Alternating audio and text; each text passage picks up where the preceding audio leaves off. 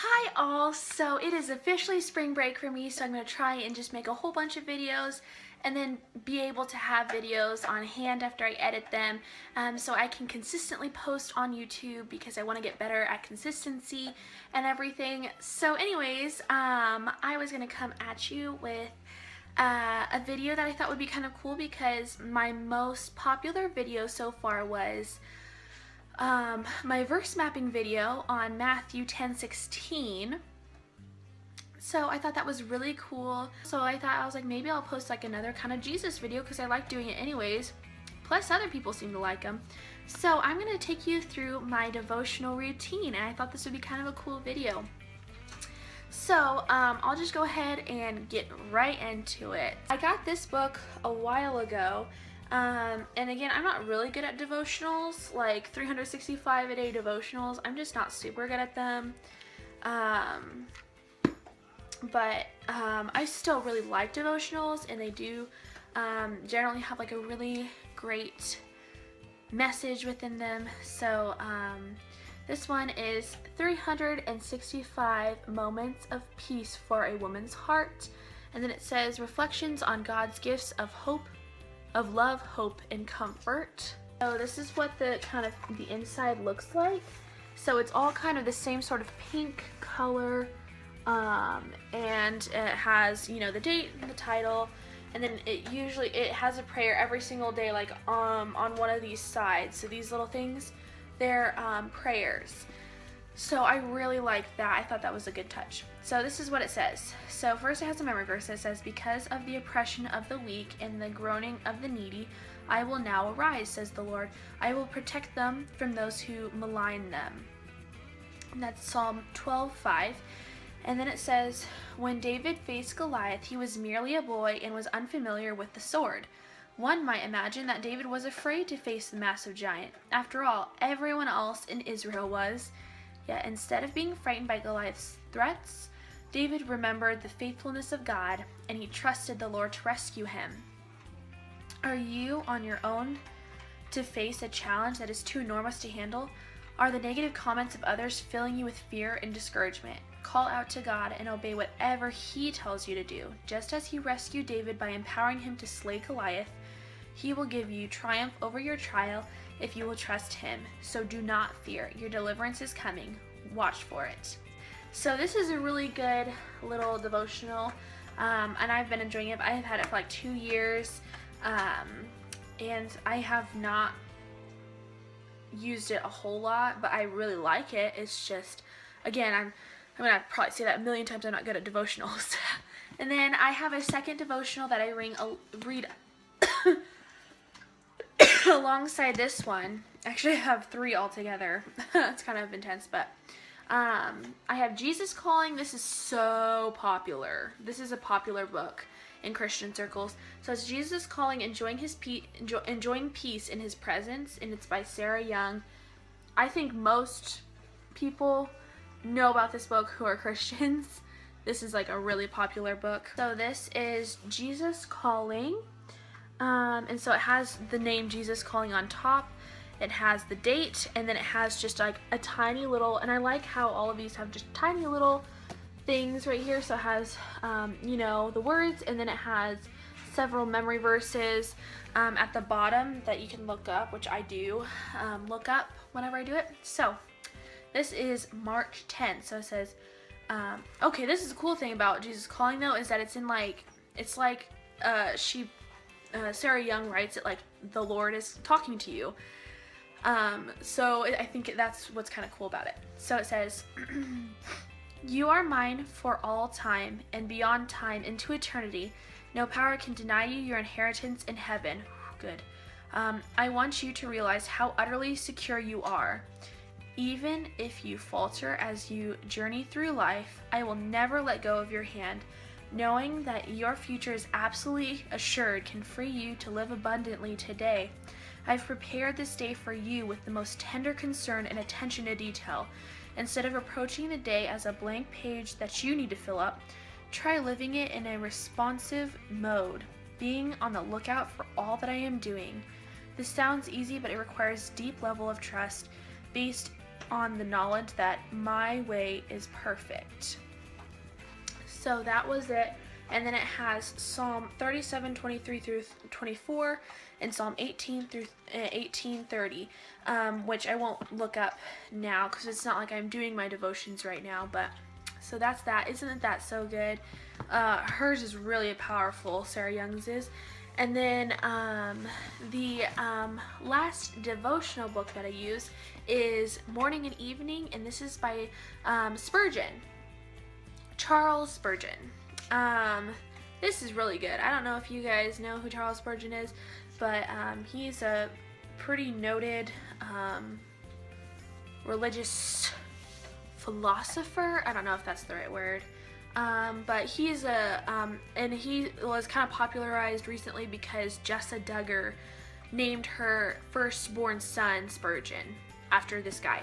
So, anyways, I'm reading Morning and Evening, complete and unabridged, and this is definitely older English, and so it's also just like very fancy looking. So this is what it looks like. So it's a little bit longer, but it's really good. All of the beginning letters are written out like fancy like that. And I'm going to read March 10 Evening. It may be of great service to us before we fall asleep to remember this mournful fact, for it may lead us to set loose by earthly things. There is nothing very pleasant in the recollection that we are not above the shafts of adversity, but it may humble us and prevent our boasting like the psalmist in our morning's portion. My mountain standeth firm, I shall not be moved. It may stay us from taking too deep root in the soil from which we are so soon to be transplanted into the heavenly garden. Let us recollect the frail tenure upon which we hold our temporal mercies. If we would remember that all trees of earth are marked for the woodman's axe, we should not be so ready to build our nests in them. We should love, but we should love with the love which expects death and which reckons upon separations. Our dear relations are but loaned to us, and the hour when we must return them to the lender's hand may be even at the door. The like is certainly true of our worldly goods. Do not riches take to themselves wings and fly away? Our health is equally precarious. Frail flowers of the field we must not reckon upon blooming forever. There is a time appointed for weakness and sickness, when we shall have to glorify God by suffering and not by earnest activity.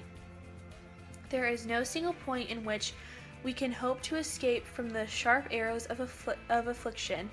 Out of our few days there is not one secure from sorrow. Man's life is a cask full of bitter wine. He who looks for joy in it had better seek for honey in an ocean of brine.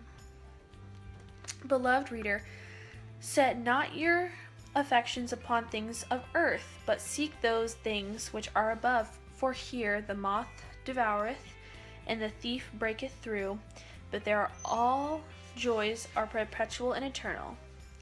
The path of trouble is the way home. Lord, make this thought a pillow for many a weary head. So that was it. So you did notice that it took a little bit longer, but I think it's really good if you just take time to really understand what he's saying, because it is kind of a little bit older English. He has really great words to say. So those are my 3 devotionals. So I have 365 Moments of Peace for a Woman's Heart. I have Jesus Calling, Enjoying Peace in His Presence by Sarah Young. And then I have Morning and Evening by Charles Spurgeon. And then, of course, the most important book, I have the good old Bible. So usually, like right now, I'm trying to read more for comprehension and stuff. So, I am in Mark right now, and I probably read about a chapter a day. I wouldn't want to say a day, because I need to get more consistent about reading every day, and I don't read the Bible every day currently, but I do read it at least 3 times a week in depth. I'll probably start doing a commentary for the rest of the Bible, so that way I can add to the stack that's unnecessarily huge. So anyways, so that's usually what I do with the Bible. And then I have this, which is my devotions journal. And honestly, I haven't written in it too much. I actually was kind of looking over Mark 5 recently. And so I've written some stuff about the demon-possessed man in it. So I've been doing that, but I honestly don't write too much in this.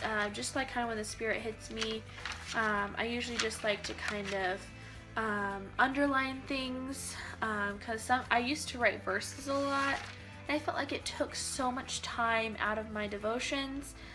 Just writing it and writing it really pretty, that I would lose steam and everything, and I wouldn't get to read that much from the actual Bible by the end of it, and that's like the whole point. So I thought that just kind of wore me down really quick, so I would just write like where it came from, so like James 5:17, or Psalms 10:27 or whatever.